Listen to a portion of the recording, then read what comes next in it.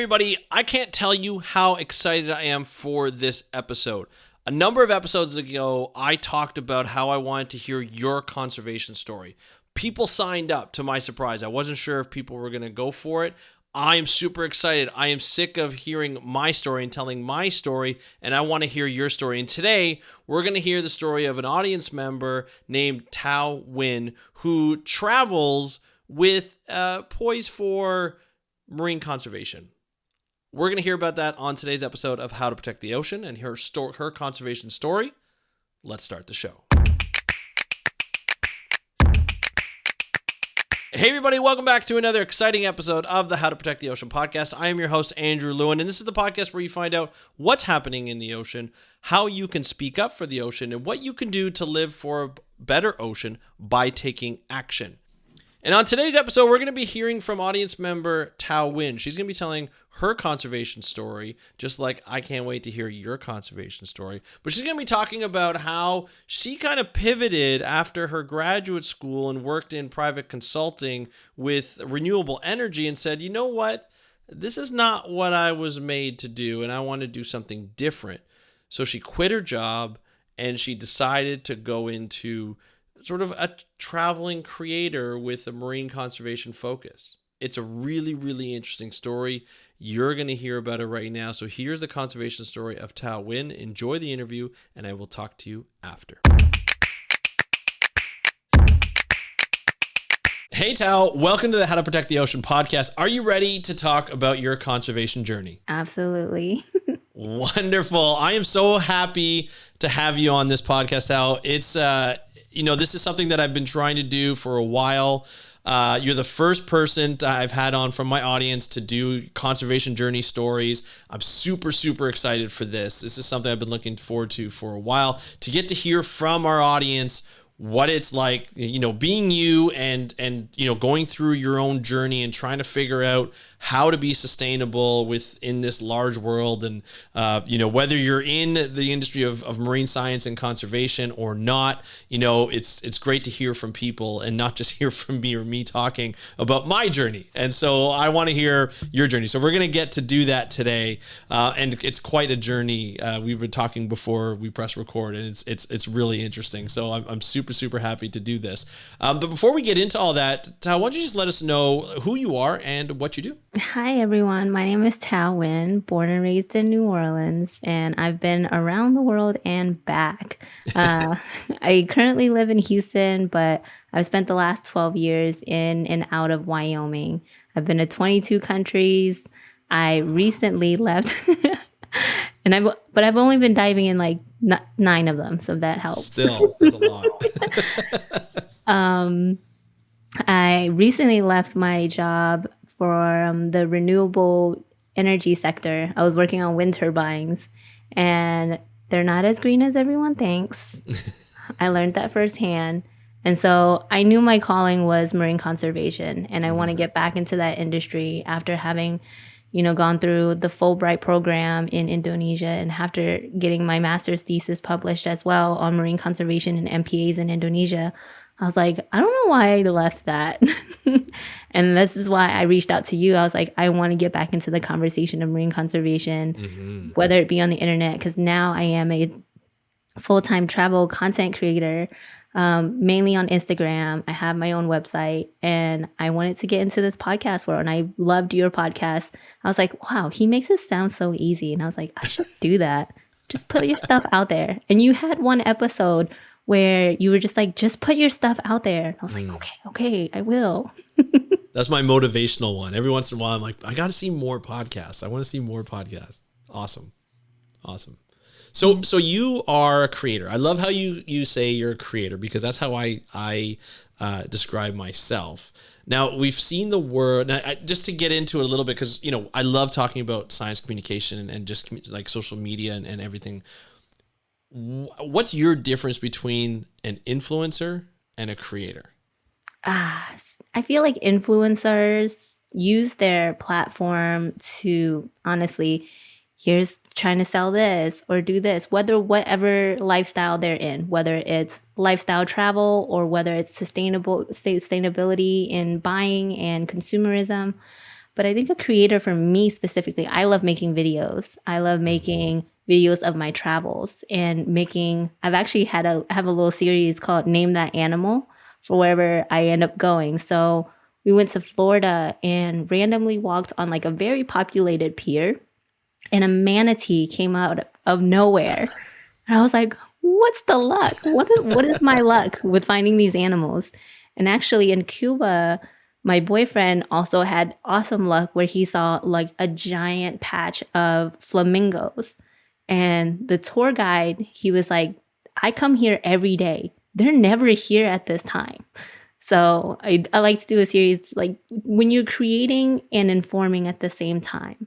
That's what I think a creator is. Yeah, it's like, what do they call them? Like the edu creators or something like that. I think there's a name. There's a lot of people who are doing that. And I like that because I think the creativity comes first all the time before the sort of the monetization and trying to get people to buy something. I also find too, like, with influencers, obviously there's a negative connotation with the public and influencers. When somebody says you're an influencer, people kind of look down and be like, you don't really do anything, where I feel like a creator, there's an art form to it. And there's a reason why you're not just doing it for the views. You're not just doing it for the follows. You're doing it because you love it and you'd be doing it anyway.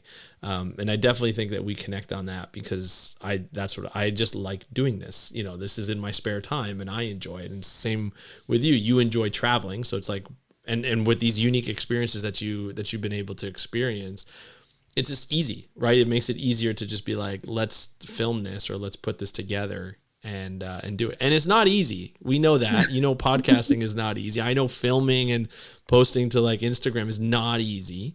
It's a very difficult thing. So how did you get into that? Like obviously traveling was a big thing for you, but why did you say I'm gonna share it? I'm gonna create these videos while I do that. I think because I noticed that within my own family and friends, they were like, Tao, how do you travel so much? Or how did you find that flight? Or how do you have the guts to just go live in Singapore for a year not knowing anybody? I'm like, I don't know, I just do it. But then I realized that we have this bias, this spotlight bias, where we think everything we know is what other people know. And I thought it was just common knowledge of like how to find cheap flights, how to pack accordingly, how to like navigate just an airport or a train station in Japan. It instinctively comes to me, and I realized that not everyone has that same instinct. And so that's why I turned it into a travel content creation, because not everyone knows what I know. And I think when people, specifically solo female travelers, like once you get that first taste of like, oh my gosh, I can do this on my own, I think that's the most powerful driving why for myself, to see that spark and that freedom. Because I've inspired a few of my personal friends to like go solo traveling on their own, and they're like, what, I can do this? I was like, yeah, and it feels great. I can see that happening, because I would imagine the first thing that comes, especially even for me, for traveling, the first thing I think of is safety. But I can imagine for solo female travelers, that's a big part of what would be the fear factor in not going away and not traveling on your own, or even not traveling within a group. There are a lot of movies out there that want to make you be like, no, you're not traveling. And like with that said too, there's a lot of movies where the parents of the people, no matter how old they are, like if my daughter wanted to go on a solo travel in her 20s or 30s or even 40s, I would still be worried as a parent, right? Because if I haven't been to as many countries as you have, not even close. But like without that knowledge, right? And seeing the different cultures and seeing the safeties and things like that, it's a difficult thing to kind of process for someone else to go away and be able to do it. But I like the fact that it's like, oh yeah, this is like, if people don't have that instinct, but you can tell them about it, this is how you navigate the train stations in Japan, which look insane when you see some of the videos, of how many people go on it, and other things like this is how you travel across Europe with being, and being safe, but also showing how fun it is and how rewarding it is. I think it's definitely a value. It definitely provides a resource to that. Now you're doing this And you also have like a background in marine science and marine conservation. So how does that sort of meld with traveling for you? How it started was I did my first, I was living in Wyoming. I came from Houston and it was complete culture shock. And one of my academic advisors is like, it's negative 35 degrees in Fahrenheit in Wyoming. I was like, I don't own enough clothes to live here coming from below sea level. I was like, what am I doing here? Right. And she's like, let's get you out.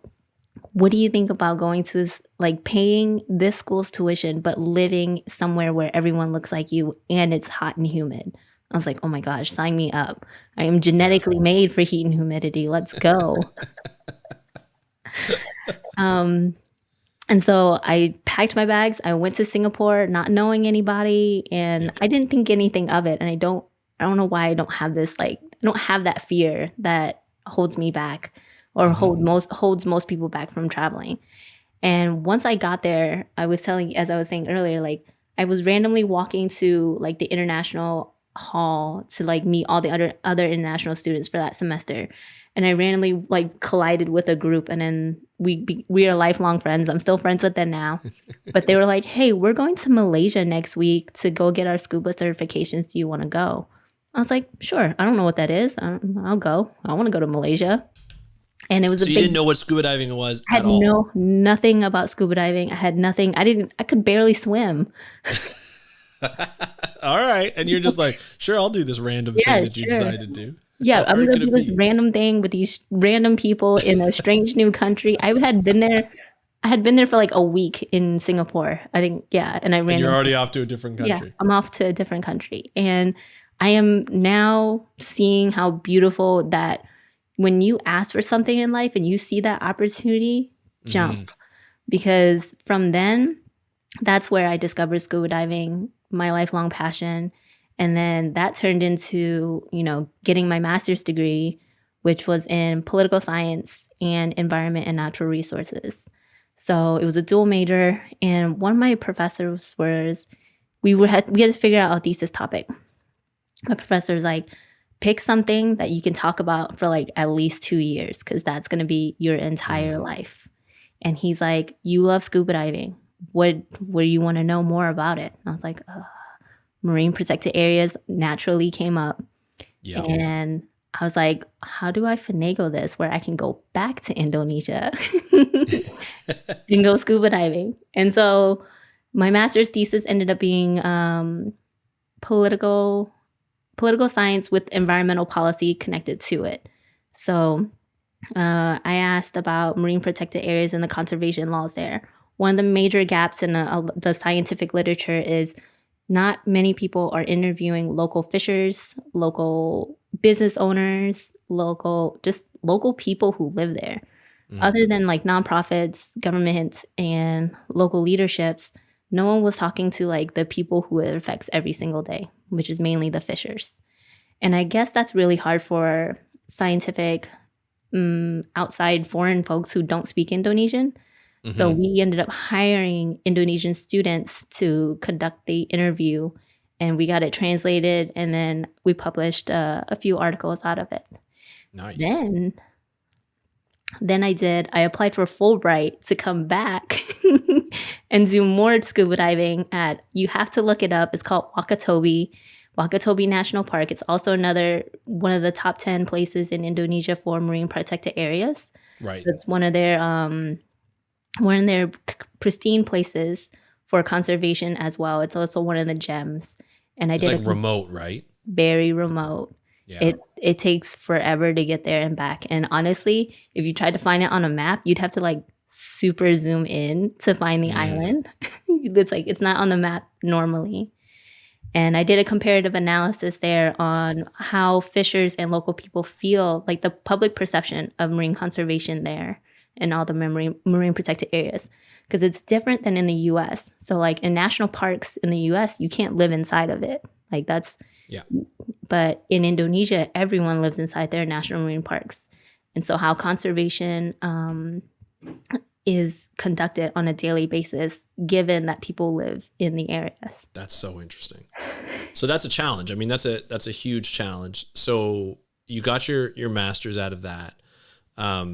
Talking to a lot of people. How did you feel once how did you feel about marine protected areas and marine conservation after you did that master's? I felt like it was a great effort.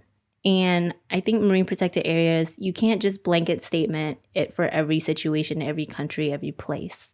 So like for the US, there are restricted laws because not everyone can like live in the national parks like Biscayne or wherever in Florida in the Everglades.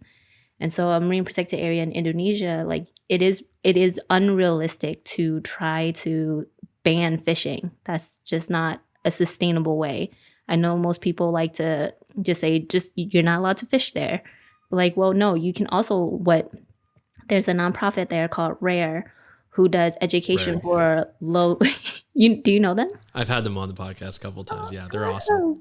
Yeah. Yeah, so they work with local communities to teach them when to harvest or when they can fish.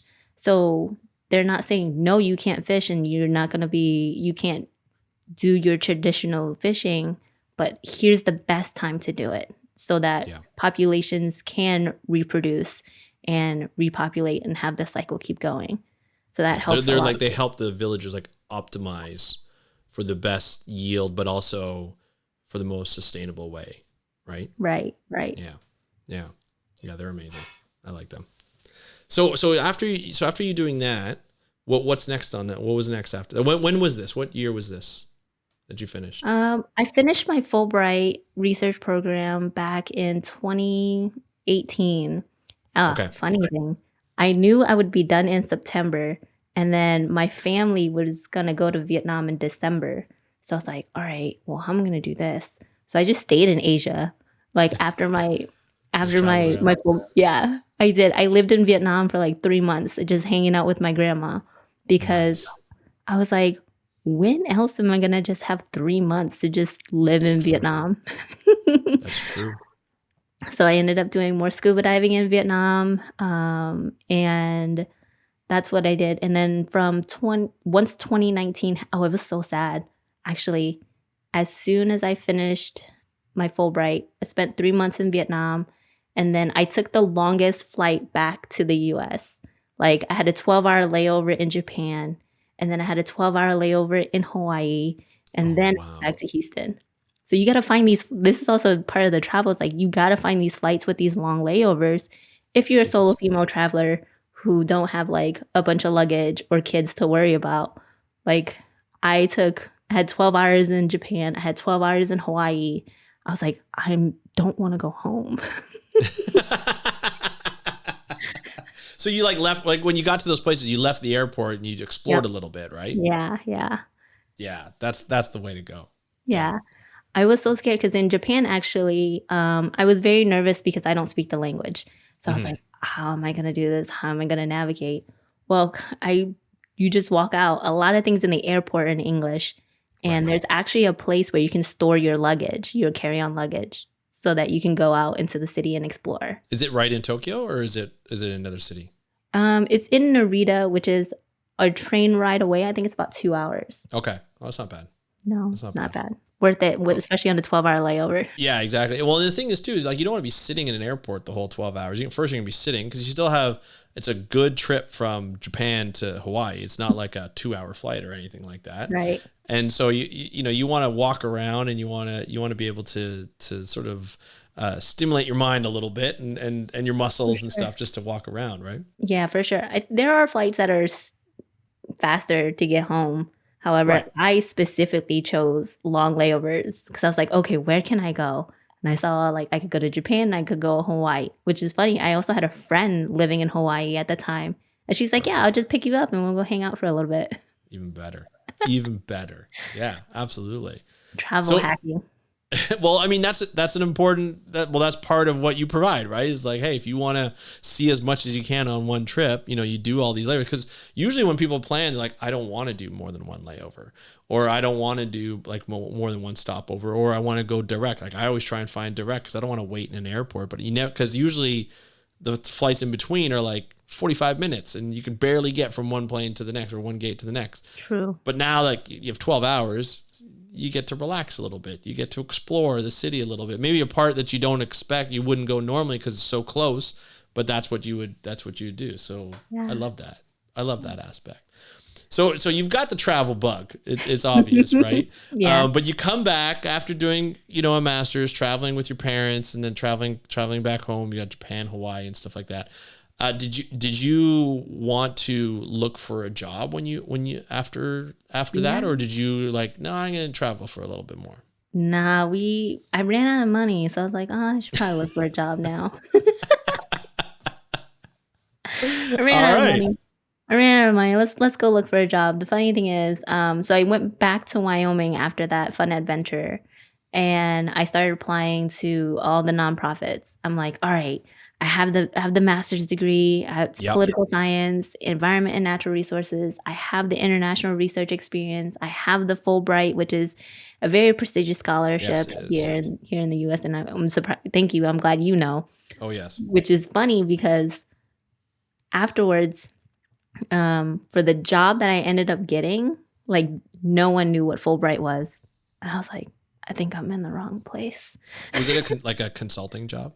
It was with I guess I shouldn't name drop, but the company, it was renewable energy. I was I was working on wind turbines. Right. And it was So more it's like a private environmental consulting. Is that essentially what it was? It was a wind turbine manufacturer. Oh, okay. Okay, Yeah, interesting. so my job was climbing up and down the towers. Yeah. That's interesting. I didn't know you could even climb up and down the towers. You have to. That makes sense. Yeah, okay. You have to. When you first built, the funny thing is, it's when you first built them because there's no electricity yet. And so you have to free climb just up and down. Later on, once they're built, they put elevators and stuff like that in for people. But there is a ladder in case of emergencies. But climbing 300 feet in the air, yeah. So I went from like underwater to 300 feet in the air. You must have been in shape though. Like, yeah. Like it must have kept you in shape just every day going up and down those stairs. It wasn't every day, but it was still, it was still, you had to be in shape to do it. Yeah, for sure. Now, how did you feel doing a job like that, going from, working in Indonesia primarily to going to a job where you're working on sort of these renewable energy that's sort of the next generation of getting energy? It talks a lot about sustainability. I know you kind of mentioned it a little bit before. You're like, they're not as sustainable as everybody thought, but it's pretty much like compared to fossil fuels, that's what everybody's kind of pushing now. But you were mostly in marine conservation, working on turbines and not on the coastline, not at sea, it's on land. So how'd you feel working a job like that? Were you happy doing that? I enjoyed the paychecks, but then you saw the other side. Like I saw for myself that what green energy really entails and what it really takes in order to create this quote unquote green energy. And in my heart, I was like, man, this doesn't feel right. Like this is not aligned with me. I got offered positions to and interest to go to offshore wind because then there was a lot of projects in the US that are trying to get pushed through to do offshore wind, how it feels for marine conservation. I know Ocean Conservancy and a few other nonprofits are big on making sure that that is a sustainable and viable option rather than what, we don't want another BP spill in the Gulf again. Not necessarily what happened with wind turbines, but there would be a lot of sound and a lot of, environmental changes with those offshore platforms being there. That's where I wanted to go. However, I took the time off. I did leave because I was like, this is not in my heart. Like marine conservation is where I want to be at. I don't want to be in the private sector. I want to be on the other side fighting for marine conservation, which is why when I quit from that job, I wanted to turn my, content creation into more marine conservation. I know I do a lot of travel. However, I want to veer to scuba diving and marine conservation in my content. I know I catch a lot of eyes on like my series, Name That Animal, when I have like spotting a manatee or a leopard shark, things like that. And I know that social media is really hot right now for science and information, and Mhm. that's where I want to go with this, and which is how I found your podcast. Right on. Now let me get this straight though, because I think what you did was a very brave thing. You resigned from your job, but you didn't have a job lined up, Right. right? Which I feel like your parents probably said something after you did that, being like, "What are you thinking? You Yeah. know, you need to have a job to like." So it's a very brave thing to do. There's a lot of pressure from outside, not only family, but even from outside, being like, what are you doing?" But you and to be honest, like you're braver than I, because I did that once, it didn't work out, so now I'm back at a job, you know, where I'm like I get a steady paycheck and things like that, still doing the stuff that I want to do, finding ways to do that. So I know how it feels. Like it's scary. It's, you know, you don't know what's going to be around the next corner. Now you're a little bit more adventurous than I am, it sounds like. So to go into that content creation, what kind of mindset did you have? Like, did you have it to the point where it's like, not only am I going to do this, but I'm going to try and find a way to live off of it? Yeah. It was scary to quit, but I knew in my heart that that's what I needed to do. And financial literacy is something that I don't know about in Canada, but they don't teach us that in school here in the US. And so that job financially set me up. So I delve into financial literacy before I quit. I had like I paid off student loans. I Mm, put like a six figures into my retirement account. I had saved money to buy a house. Like that, it was great money. right. But my financial literacy during that time period, like the mindset I had going into that job was that it's not about how much you earn, it's about how much you keep. And Mm, so I played it. It was a fun game. I ended up being where how much can I save? right. Once I hit over that 10K mark, I'm like, let's see how big I can go. And so, and then I saw that the job was wearing on me, and I made a very specific savings bucket called the FU fund. I love it. I love it. That's Yeah, awesome. the FU fund. So that was I was like, I know this is not where I want to be, and I'm gonna have to walk away eventually. But I made sure Hmm. I financially set myself up to do this because I don't. When I talk to people outside of like Instagram about what I'm doing, they're like, "You quit a six-figure job? You're gonna go like pursue your dream? You love marine conservation? Like that's amazing." But then I see it online all the time. They're like, "Yeah, I quit and I do YouTube and I made six figures in 6 months." And I'm like, there's a big discrepancy. There's a very And big discrepancy. yeah, so thank you for like acknowledging that because it is scary. I have not yet monetized a lot of my platforms yet. I have actually started doing graphic design Mm. for social media and ebooks. So I realize I have a knack for my perfectionism comes in play here where graphic designing has been a lucrative situation for me now that I'm not technically working, but I am Hmm. freelance social media and graphic designing. And so that has helped a little bit in terms of until I get into a nonprofit job or, if Nat Geo's listening. Well, hey, like, you know, I feel as though, you know, from when I graduated to now, there's a lot more.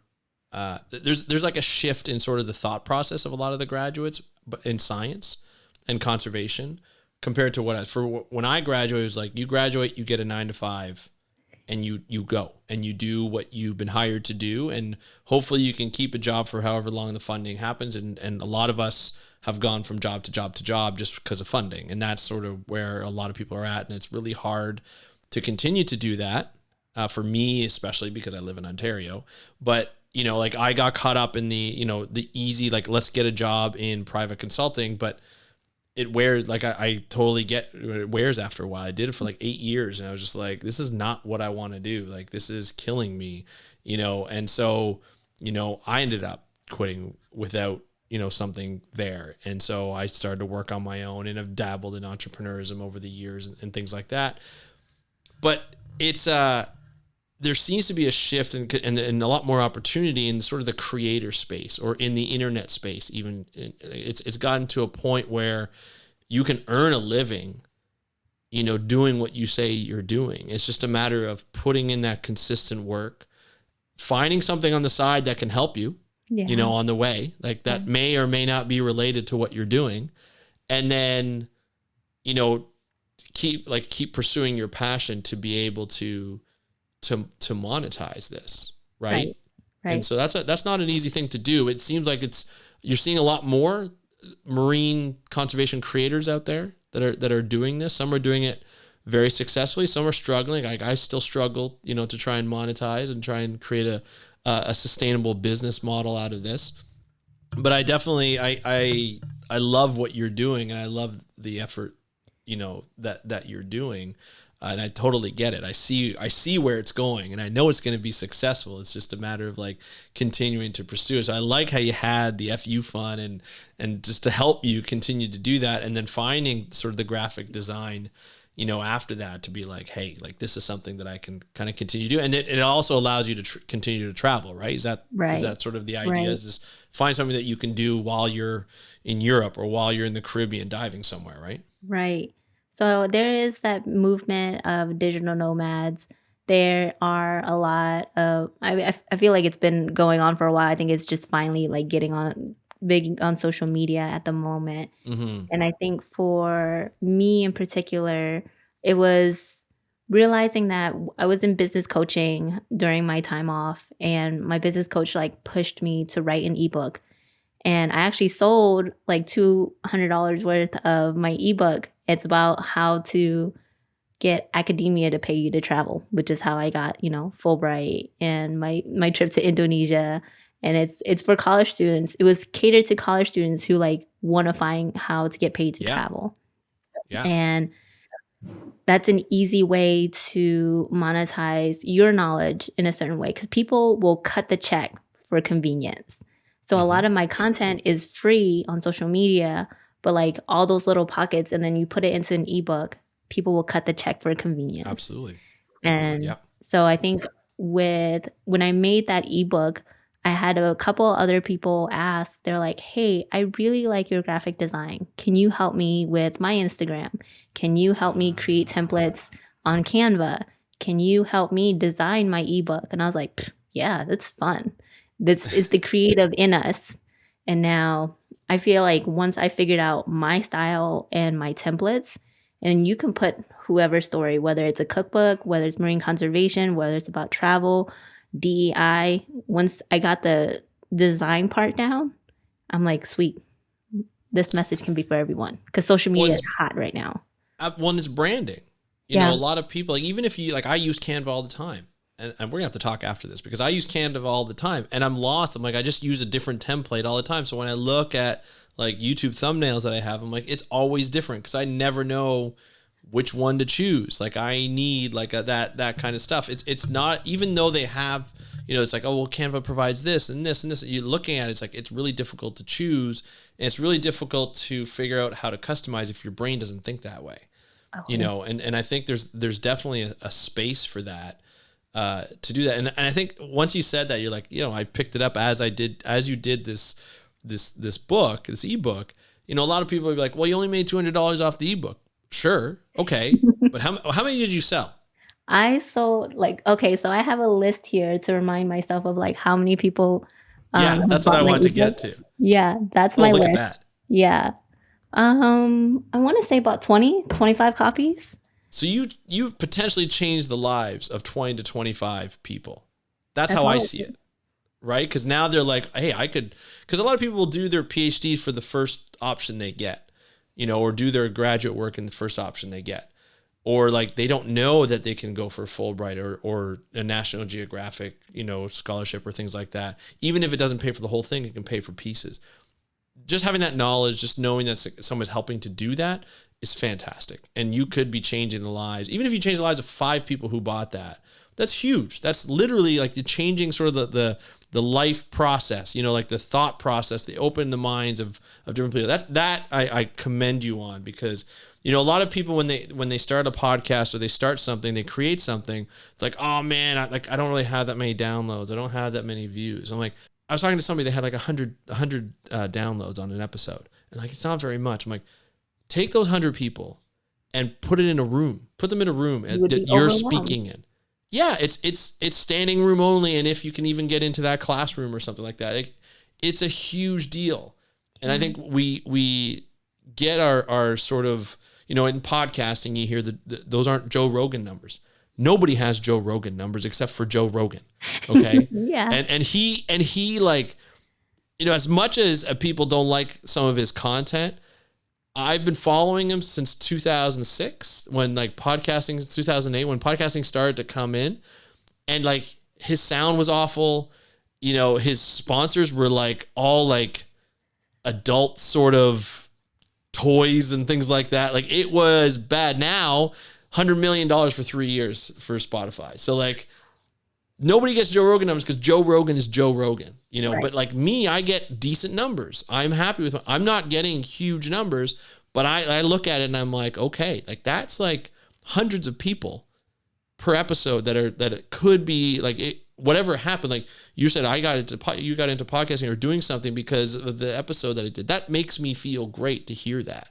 Right. You know, so the things that happen based on what you did is amazing. But also the fact that somebody looked at your ebook, like, I really like this design. Can you do this for me? Yep. You would never have thought of that on your own. Like maybe you would eventually, but like these are just the things that happen because you created something and you put it out there in the world. Yeah. You know, instead of somebody being like, that's awful, somebody came up and was like, hey man, I really need this. You know, can you help me with that? And I like that. Those are the benefits of creating something and putting yourself out there that you don't predict. It's difficult to predict, but you rolled with it and you're like, I think I can do this. Like this is really cool, you know? Right. So one of my favorite mantras that keeps me going when it is only $200 is that you get clarity through action. You never know who's watching out there. You never know what you're putting out there. And I think but us as creatives, you start with your why first because you want to put that message out there. You enjoy doing this. I love Canva. I didn't realize I loved it, but like the angles, the design, the white space, the font, the color, I was like, oh, this is where my ADHD thrives. Love it. I think that's awesome. It worked out well, right? That's so cool. I was listening. I'm not a big fan of this person and I don't follow him. His name is Gary Vee. I don't know if you know him, but he's big in social media too. So I just listened to one of his talks, and during the Q&A, this lady asked, well, I don't want to do it because it's copying trends and, you know, people are just copying trends and I don't want to do that. This was profound for me. And it was like a room of real estate agents. And he said, so you're not posting and letting other people make money instead. I was like, oh. Yeah. So that's the thing. Somebody's going to do it. Why not you? Right? Why not you? And you know, a lot of people, everybody's unique in their own way. Right. Like you create your templates in your own way. Nobody's going to do it the same way. You might use templates from there as a base, maybe, right? But you are you're making it unique. And I think that's the beauty of where we're at is, there are trends. You can follow them. You don't have to. You know, you can go by the beat of your own drum, which makes it even more interesting. And somebody might catch on and be like, I actually like this, you know, the way this person's talking about science or the way this person's talking about conservation or real estate or whatever that might be. That's the beauty of the internet. There's always going to be a group of people that will jive with what you're doing. You just have to put it out there and then hopefully those people discover you, or there are ways you can get more discovered and attract that type of people. Which is your target audience. And, you know, we're getting into the business of it, but this is what is important. I feel like for a lot of science communicators out there, and even myself and you, like, there's a fear in putting stuff out there. Oh yeah. The internet can be a very dark place.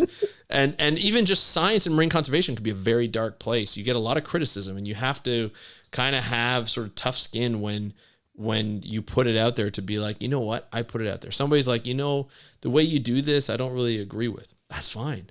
Okay. You don't have to listen. You don't have to watch, you know, but so-and-so went and did a PhD because I put out a podcast, you know, and it inspired them to do it. That makes me feel good. So there's always going to be somebody who loves your content. There's always going to be somebody who doesn't like your content, and that's okay. As long as you're not saying really bad stuff, and you're being like a decent human being, I feel like you'd be okay to do it. But it's tough to put yourself out there. I completely acknowledge that. And it's always difficult for me. I have days where I put out a podcast. I'm like, you're pressing that button. You're like, no, don't do it. You're like, did it? You're like, okay, I'm not looking. I'm just gonna let this one ride out. Right. Like, all right, no more internet today. Yeah. We're just gonna shut the internet down and we're gonna just do some outdoor stuff. But yeah, I think it's an interesting way to live. And this is what you're going to pursue. So you're going out with the plan of like traveling more, doing more marine related items, marine conservation items. And I really love that idea. I think it's great. Now to kind of complete this conservation story, the world is difficult to be like a purely sustainable place. Yeah. And when you travel, it could be difficult too, because there's flights and there's everything like that. So what are your goals in terms of traveling to try and be as sustainable as possible and try and stay as close as you can to sort of like the marine conservation aspect of your mindset? Yeah, that's a great question. It's a struggle, right? There's always a struggle in it. There's always gives and takes. Right. You do the best you can with what you have. And one of the best ways, my best example recently, I went to Cuba a couple weeks ago, and I had been following this influencer who does tours in Cuba. But she does the type of travel that I like to do, where we're going for educational purposes. We're learning about the culture, and we're giving directly back to the people. This was her first time doing a private tour, and she arranged everything to be run to support the Cuban people, where the hostels are local Cuban private business owners, the dive guide, the dive shop, the taxi drivers, everyone was just like a small mom and pop, small business Cuban run entity. And here's my like unsustainableness, where we drank from water bottles, but in Cuba, like one of my dive guide actually was like, hey, can I have all your water bottles, because I'm going to reuse them for myself, whether it's planters or something. Like in Cuba, because of US blockade, nothing there is one-time use. So all the water bottles, all the water bottles that we drank from, because, you can't drink from the tap there, they ended up reusing it. I don't know what they did with it, but I love that my dive guide asked for it, because I noticed when we went diving, there was not one piece of trash underwater when I was scuba diving in Cuba. It was immaculate. It's been so long since I've gone scuba diving and not seen a piece of trash. Which is scary to think about. Yeah. Right? It's because you've been to some pretty far out places and remote places, and to think that that's one of the only places where you've seen a non-trash scuba diving experience, that's scary. But it's nice. Yeah, I asked my tour operator, I'm so amazed by that, and she explained that Fidel was a avid scuba diver, and he put in very strict conservation laws where you need permits for everything. You need permits to fish. You need permits for this. And they also understand conservation. Like, they knew about when to harvest certain animals before, like a lot of these other places. Like Indonesia is still trying to train their people. And Cuba's like, oh, we know. Like, there's already laws in place that you can't harvest at this time because of this. Like, they are very well ahead for conservation. I didn't get to go to the Queen of the Gardens, but I went to the Bay of Pigs, and we got a history lesson there as well. Right. But going there, immaculate. Like, that whole place, like, there was not single piece of trash, not even a plastic bag, because also that's not a thing in Cuba as well. Plastic bags aren't a thing. It's not a thing. They don't even have them. No. So it's not necessarily banned. They just don't even use them. Like, they right. don't even have them. Right. We didn't need to ban them because they're just not. It's like, they're probably like, why? Why do we need to ban them? We don't even have them. But I think that's a really interesting way, because with you, the amount of traveling that you do, Even for me, like we travel to like resorts, and they it's nice to travel over there for a week, but you kind of, after a while, you kind of look around, you wonder like who's getting the money, Right. who is this staying in the community? Right. Certain resort areas, that city is only like 4 resorts. There are not many people who live there that are from the island or the area that you're visiting, Right. and you're kind of like, that's a little sad. It is. So the fact that you're going out and you're like, I'm going to start looking at this, and this tour operator you found, was it like somebody on social media that was posting, and that's how you found her, right? Right. And so actually, I'm going to be working with her to create a dive operating tour. So it'll be strictly for diving. We haven't set up the schedule yet, but it's not just a tour agency, it's more about education. So each tour, we will do diving, but you will also get a Cuban history lesson. You will also get a Cuban food history lesson when like presentation given by indigenous food developers in Havana. Like you'll get Cuban history on top of Yeah, your diving because you need to know the culture here. We're not just a tour guide. We are here to you're here to learn as well. it's an experience, Right. right? Like you'll relax and you'll have fun, but like I think there's a lot of people who are searching for that, Right.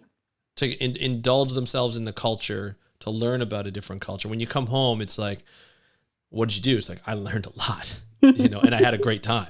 I think that's a Yeah. really big thing. So I think I like how it's like, I like you and I think a lot alike. There's always like a business opportunity here, but it's also the challenge is to think the business opportunity, but also the sustainability aspect of it, not only from an environmental perspective, but from an education perspective and like a local perspective and the benefits of a local perspective. Now, in your traveling, you've probably seen a lot of the opposite of that.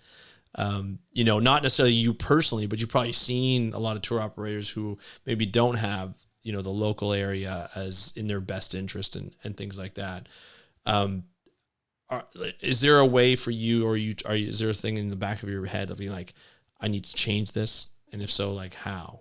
Yeah, and I think that's a lot. First and foremost, my motto for traveling is to see a new way of life.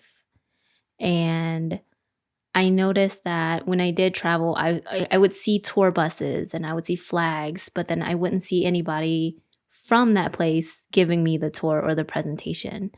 And Mm. so now with my travel content on my Instagram, I'm showing people that here's a local person I talk to. And that goes back to my research in Indonesia too. I'm like, here's local I'm passing the mic to them basically. Yeah. So with Yeah. the platform I have, I'm just wanting to get their stories and tell people about it. I was nervous at first because I was like, oh, this is not my story to tell. But I think now that I've asked people, I'm like, hey, can I share this? And they're more than willing to yeah, put my voice, put my story out there. And it's more passing the mic versus, hey, look what I did. It's more passing the mic to them. I think what you're doing, and I've kind of did it for my podcast, is you're providing the platform Right. as a resource. Right. It's just the same as putting up, back in the day when we used to put up websites on like GeoCities, in the 90s. You're putting up a resource to be like, hey, look at this. This is this. If you're interested in whatever, may say it's marine conservation or say whales, I'm going to put up a lot of information on whales and where to find stuff. That's developed into, video, audio, social media type content that is allowing, now you hear it from the person's mouth. Right. So it's not just you being like, look at what I did. It's, hey, look what I found. Right. Like, look what I discovered, whether it be on chance or this is how I discovered it, or, just like I saw this person on Instagram. I reached out to this person. They said, hey, why don't you come down, go, and you paid for the trip and you did all this or however it is. And then you put them on your platform to be like, this is a really, I not only did I experience it, but I had a great experience and this is what it's all about. And it's Yeah. advertising for them, if you think Yeah. about it. Yeah, It's it kind is. of like free out. You're promoting a good tourism, ecotourism place, right? Like yourself, when you do good work, you will get in front of the right people. And I think I'm now thinking about your last question, what's the difference between an influencer and a content creator? It's the look at me versus learn from me. Mm-hmm.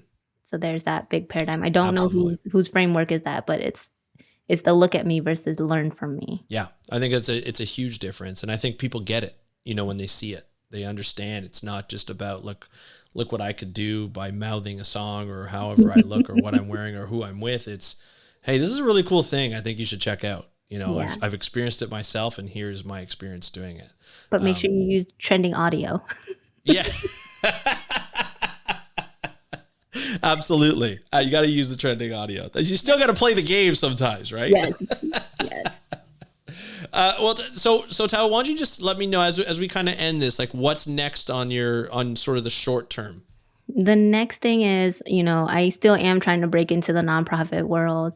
This is why I reached out to your podcast. I was like, I want to get back into the conversation of marine conservation, especially scuba diving and sustainable slow travel. So I'm pivoting a lot of my content now. Once I'm finishing posting everything about Cuba, I have like 80 gigabytes to like sift through and edit. Yeah. 8 days in Cuba and I have 80 gigabytes. I think once I like finish like the food, the people, what my audience asks for food and stuff, but like I want to shift more to the conservation in Cuba, the scuba diving and all the places I've been to. I am also thinking about writing another ebook for marine conservation and scuba diving. Like I think a lot of people still don't know what reef safe sunscreen is or which ones to pick and which ones are greenwashing or I think that content and that information is still needed out there and that's my next jump. Love it. Absolutely love it. I have some ideas for you. We're going to talk soon about Yes. that because that'll be great. Yeah. But thank you, Thao. I really appreciate you coming on here. This has been so much fun. I'd love to have you back to get an update on how things are going and what you've been up to, because I have a feeling you're going to surprise everybody in terms of next time. You're going to come up with something different, be like, oh my God, I'm doing this. I'm like, all right, let's get it on. Yeah. But this is great. So I really appreciate it. I know the audience appreciates it. So thank you very much. I'm going to put like your Instagram, your website in the show notes so people can click on that. And can they contact you if they feel so? If you're interested in that dive tour in Cuba too, please reach out. Yeah. Perfect. It was an honor. Thank you so much for the space, your platform, passing the mic and the time. This was so much fun.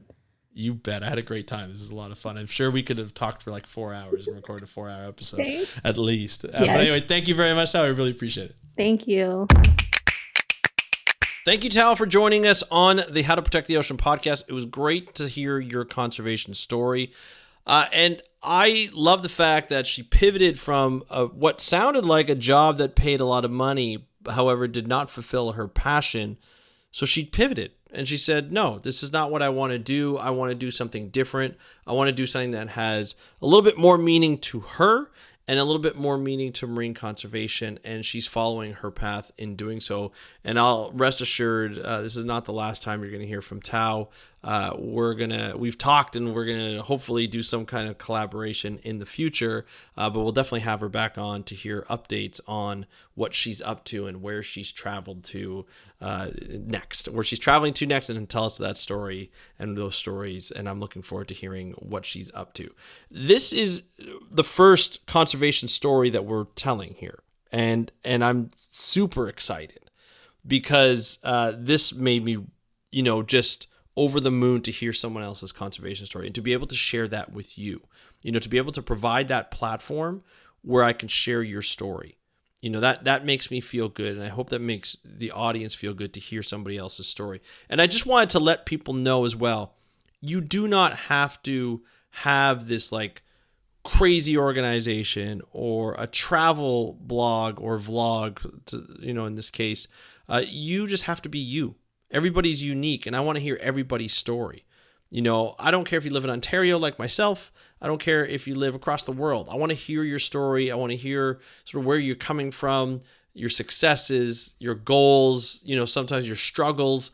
I want to hear that. I think the audience wants to hear that. I think it's really important to share as a community, and we're providing that platform. It's free to do. It takes about an hour of your time. I would really love to get to know you and for our audience, our members, to get to know you as well. So I want to thank you all for joining us on the first conservation story that we've done on this podcast. And I look forward to doing more. We'll have another one next Friday, but tune in next episode where we're going to talk more about ocean news. So thank you so much for joining us on today's episode. Oh, and by the way, if anybody wants to contact me, you can do so by DMing me at How to Protect the Ocean on Instagram. That's at How to Protect the Ocean. And thank you so much for listening to this episode of the How to Protect the Ocean podcast. I'm your host, Andrew Lewin. Have a great day. We'll talk to you next time, and happy conservation.